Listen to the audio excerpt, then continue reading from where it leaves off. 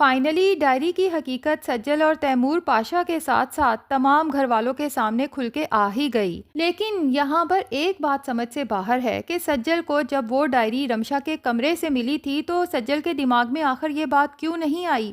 کہ Rimsha already diary پڑھ چکی ہے اور اسے ساری حقیقت کا پتہ ہے؟ کیونکہ سجل جب رابعہ کے پاس کنفرمیشن کے لیے جاتی ہے تو آخر اسے یہ کیوں کہتی ہے کہ آپ نے اتنی بڑی حقیقت ہم سے چھپائی، اس کے لیے میں آپ کو کبھی معاف نہیں کروں گی، اور رمشا پتہ نہیں اس پہ کیا گزرے گی جب اسے اس حقیقت کا پتہ چلے گا۔ اور دوسری طرف یہ رابعہ ہے جو من کر کے ہمیشہ کی طرح چپ ہو جاتی ہے۔ بھائی اب تو تم سجل کو بتا ہی دو کہ یہ سارا کھیل تو دراصل چلایا ہی رمشا نے ہے اور اسی نے مجھے ایموشنلی بلیک میل کر کے چپ رہنے کا کہا تھا، ورنہ میں تو تمہیں کب سے اس ڈائری اور تمہاری ماں کے بارے میں تمہیں بتانا چاہتی تھی۔ بہرحال سجل کو جب پتہ چلتا ہے کہ رابعہ نے ہمارا نام سویپ نہیں کیا بلکہ دراصل میں ہی مہر النساء کی بیٹی ہوں اور اس کی آخری خواہش کے تحت میرا نام سجل رکھا گیا ہے، تو سجل جسے پہلے ہی تیمور پاشا سے شدید نفرت محسوس ہو رہی تھی ڈائری پڑھ کے، جب اسے یہ لگا کہ تیمور پاشا نے میری پھپھو کی زندگی کس قدر اجیرن بنا رکھی تھی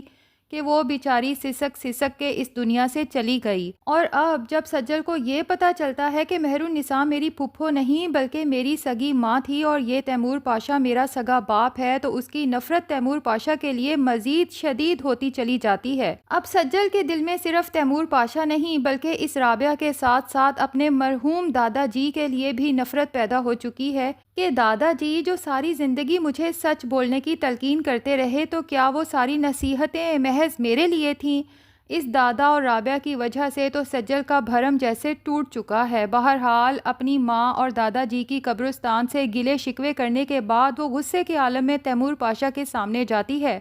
اور وہ ڈائری اس کے سامنے دے مارتی ہے۔ تیمور پاشا تو جب سجل کے ہاتھ میں اپنی مہر النساء کی ڈائری دیکھتا ہے تو ہکا بکا رہ جاتا ہے۔ اس ڈائری کی تلاش تو اسے کب سے تھی اور اس ڈائری کی خاطر تو وہ اپنی تمام دولت لٹانے کو تیار تھا۔ تیمور پاشا تو ابھی ساری صورتحال کو سمجھنے کی کوشش کر رہا ہوتا ہے کہ سجل تیمور پاشا کے سامنے غصے اور غم سے کھڑی ہو کے زاروں قطار روتے ہوئے چیختے ہوئے اس سے گلہ کرتی ہے، کیوں کیا آپ نے یہ سب میرے ساتھ اور میری ماں کے ساتھ؟ سالار جو سجل کو لے کے گھر آیا تھا، جسے خود بھی ابھی ساری صورتحال کا نہیں پتا، جب سجل کو تیمور پاشا کے ساتھ یوں بدتمیزی کرتے دیکھتا ہے تو فوراً آگے بڑھ کے اسے ٹوکتا ہے کہ تم انکل سے کس طرح سے بات کر رہی ہو۔ لیکن سجل ہاتھ اٹھا کے اشارے سے سالار کو چپ رہنے کی تلقین کرتی ہے کہ ہمارے بیچ میں مت آؤ سالار، یہ میرے اور میری ماں کے مجرم ہیں۔ سالار حیرت سے سجل کو دیکھتا ہے کہ کہیں اس کا دماغی توازن خراب تو نہیں ہو گیا، تو سجل غم و غصے سے تیمور پاشا کی آنکھوں میں آنکھیں ڈال کے سالار کو بھی بتا دیتی ہے کہ میں اس انسان کی بیٹی ہوں جس نے میری ماں کو اتنے غم دیے کہ وہ سسکتے ہوئے اس دنیا سے چلی گئی۔ سب کچھ اس ڈائری میں لکھا ہوا ہے کہ میری ماں اس انسان کی بے وفائی کی وجہ سے کس طرح اذیت سے دوچار رہی اور پھر بالآخر اس دنیا سے چلی گئی۔ تیمور پاشا تو خود حیرت میں مبتلا ہے کیونکہ حقیقت سے تو وہ خود بھی انجان ہے، دھوکہ تو اس کے ساتھ بھی ہوا ہے۔ بے وفائی کا جو الزام اس کے سر لگا ہے، دراصل یہ سب تو ارجمن کا کھیل تھا، اور یہ سب تیمور پاشا کو تب پتہ چلے گا جب وہ مہر النساء کی ڈائری خود پڑھے گا۔ دوسری طرف رمشا کو بھی رابعہ سے پتہ چل جاتا ہے کہ سجل نے ڈائری پڑھ لی ہے، تو رمشا اپنے کمرے میں پریشان بیٹھی ہوتی ہے کہ اب پتہ نہیں میرا کیا ہوگا، کیونکہ وہ تو اس گھر سے عیش و عشرت کی زندگی سے دستبردار ہونے کا سوچ بھی نہیں سکتی، نہ ہی اس چھوٹے سے گھر میں قسمہ پرسی کی زندگی پھر سے گزارنے کا سوچ سکتی ہے۔ اسی دوران میں سجل رمشا کے کمرے میں آتی ہے، اسے بازو سے پکڑ کے کھڑا کرتی ہے اور بتاتی ہے کہ ہمارے ساتھ بہت بڑا دھوکہ ہوا ہے رمشا، تم تیمور پاشا کی بیٹی نہیں ہو بلکہ اس کی بیٹی میں ہوں، اور اب یہ حقیقت سب پہ کھل چکی ہے۔ اور یہاں پر سجل کو حیرت کا ایک اور جھٹکا لگے گا جب اسے پتہ چلے گا کہ رمشا تو اس حقیقت سے پہلے سے واقف تھی، تو سجل رمشا پہ بھی چیخنا چلانا شروع کر دے گی کہ اب تمہارا کھیل ختم ہو چکا ہے رمشا، جتنا جلدی ہو سکتا ہے اس گھر سے چلی جاؤ۔ لیکن رمشا اتنے آرام سے تو بات ماننے والوں میں سے ہے نہیں، اس لیے وہ گھر سے جانے سے انکار کرتی ہے، تو سجل جسے رمشا سے شدید نفرت محسوس ہوتی ہے کہ یہ لڑکی ہمیشہ سے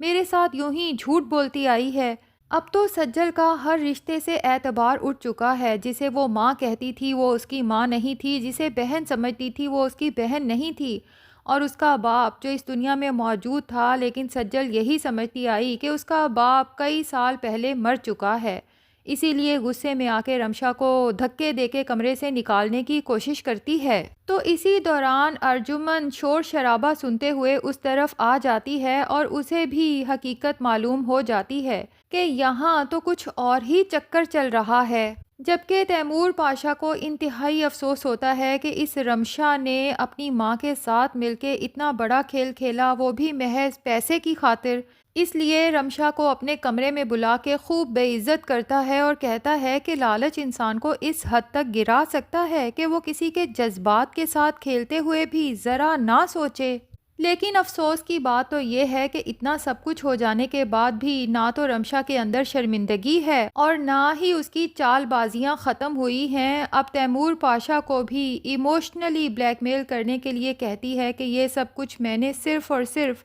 ایک باپ کی محبت اور شفقت حاصل کرنے کے لیے کیا تھا۔ وہ یہاں بھی تیمور پاشا کو ایموشنلی بلیک میل کرنے کی کوشش کرتی ہے، لیکن تیمور پاشا کا غصہ رمشا کے لیے ختم نہیں ہوتا، بلکہ رمشا سے کہتا ہے کہ جی تو چاہتا ہے تمہیں ایسی سزا دوں کہ زندگی بھر کبھی کسی کے ساتھ دھوکہ کرنے کے بارے میں سوچ بھی نہ سکو، کیونکہ تیمور پاشا کو یہی افسوس کھائے جا رہا ہے کہ اپنی محبت مہرالنساء کو کھونے کے 25 سال بعد جب اس کی آخری نشانی اس کی بیٹی ملی تھی تو اس نے وہ ساری محبت اس رمشا کو دے دی جس کی اصل حقدار دراصل سجل تھی۔ اس کے بعد تیمور پاشا رابعہ کے گھر جاتا ہے کہ اس سے سوال تو کرے کہ آخر اس نے تیمور پاشا کے ساتھ یہ سب دھوکہ کیوں کیا۔